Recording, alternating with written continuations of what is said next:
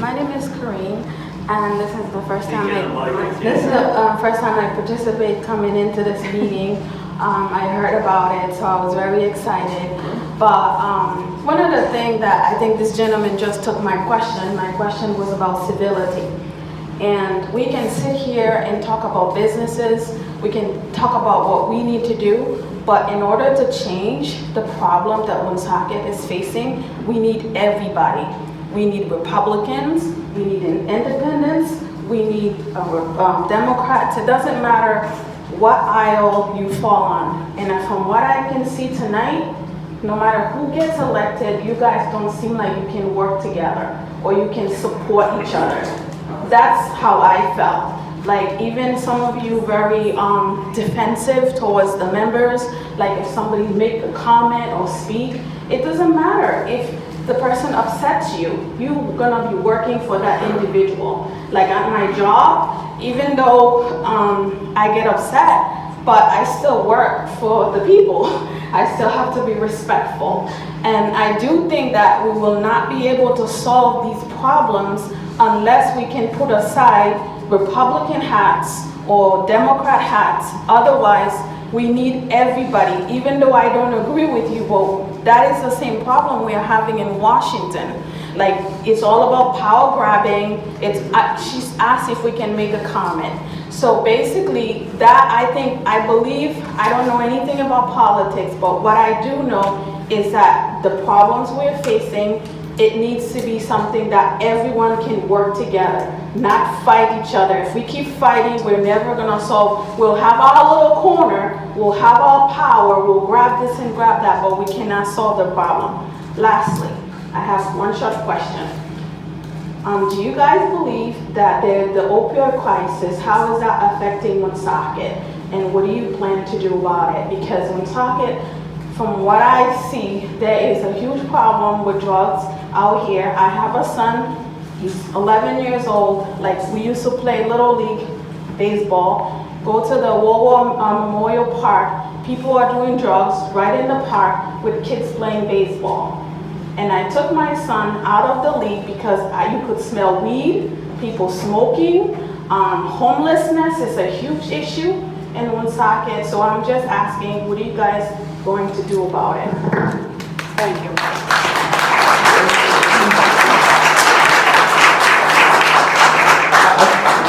I think that was a very welcome call for civility.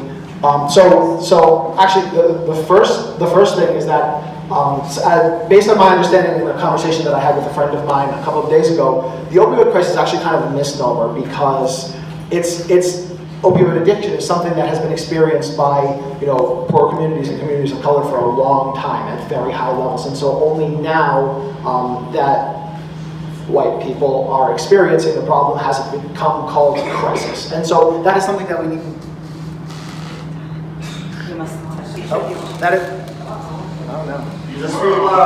Okay, that is something that I think we need to keep in mind as we're approaching this. So that being said, I think that we really need to have compassionate drug policy, and that's something that's largely done on the state level, but also something that we can address firsthand here in the city. We can't view addiction as a crime. We can't view addiction as a moral shortfalling of somebody worthy of putting them in jail.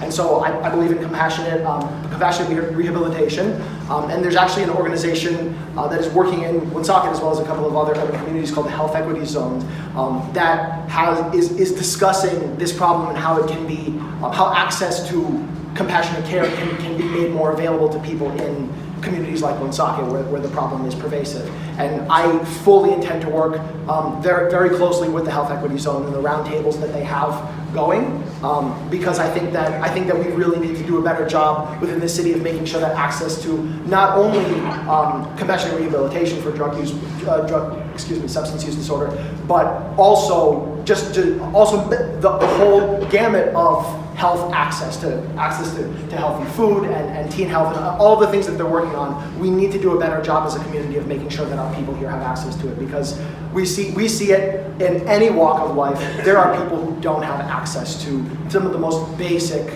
necessities of a healthy life. Thank you.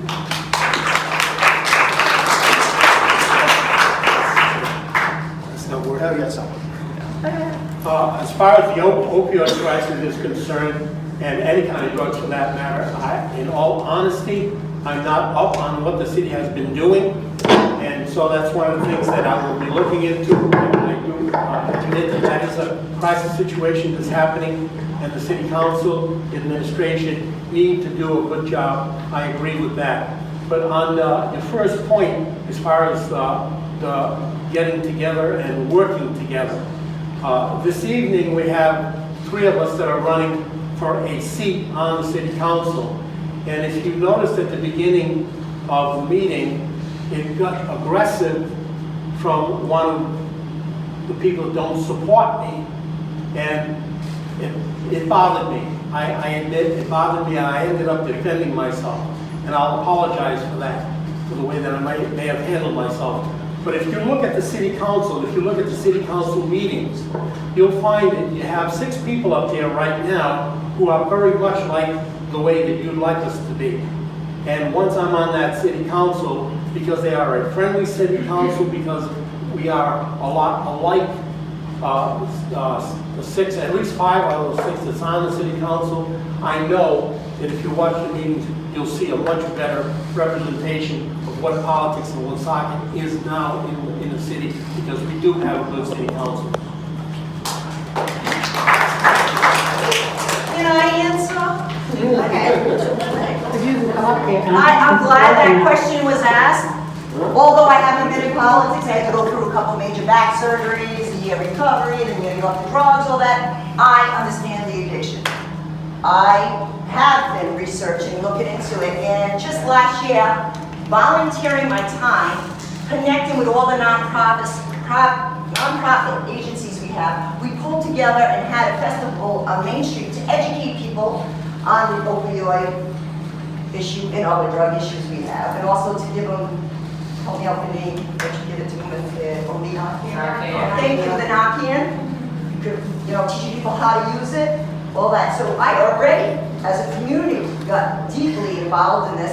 And working with the nonprofits, we set up booths, we offered information, and it was really wonderful. And we don't plan on stopping there. And the reason that happened is because, as a community member, I overheard that DCF wanted to work with us and needed to work on issues that have been important to me since I was a child, such as child abuse, domestic violence, children with parents in jail, sexual abuse. Just to remind you, I spent 5 years educating in every elementary school, every student, on all those topics and how to keep themselves safe.